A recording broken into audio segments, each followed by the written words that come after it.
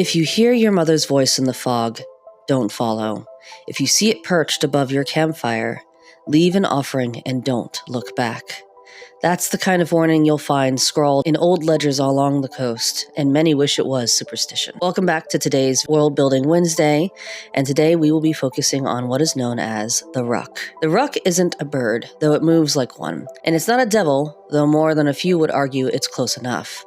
It glides through the mist like a stingray loosed into the sky, broad wings, trailing tails, and bioluminescent tendrils that flick through the air like they're tasting it. When it lands, it perches high among ruined towers or the tops of kelp forest canopies, coiled and watching. It rarely comes down, and it doesn't need to. What people remember most is the face, bone white and mask-like, framed by triple crests that arc like a crown. In youth, a Rukk's face is smooth, almost soft, but as it ages, the skin peels back and hardens into sharp calcified plates. In the fog, it glows faintly with a cold shimmer of bioelectric light. Inside its crest and cheek structures, the Rukk generates low electrical pulses through specialized cells. These pulses are more than defense. They're language.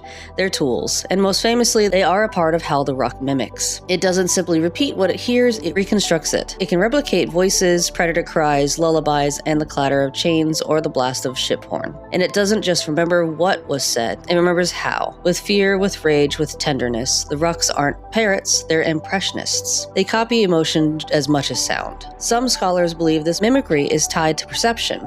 The Rukk sends out pulses and reads the way they distort as they return, detecting movement, shape, and even breathing, like sonar. What sounds like a haunting call to us is kind of an echolocation to them.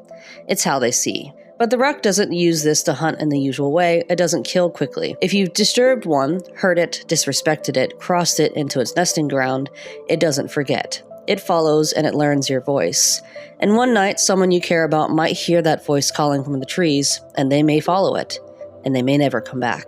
Because the Rukk doesn't strike, it lures. In some regions, Rukks have been observed working with other predators, most notably the Lopa. The Rukk mimics the Lopa hunts, and then both share the spoils. Among the Osei, the Rukk is a symbol of omen and inevitability. They believe that to see a Rukk once marks a hard life to come, but to see it twice is to be fated for death. Priests in Kanum advise leaving mirrors and charms at one's bedside to deter the mimic's gaze, while others say no defense can shield you from being remembered. For the Rukk is not a predator of hunger, it is a predator of memory, and if you see your own face reflected in its eyes, run, or better yet, apologize. Thank you for tuning into today's World Building Wednesday. This creature feature was influenced by none other than the Eldritch Darling.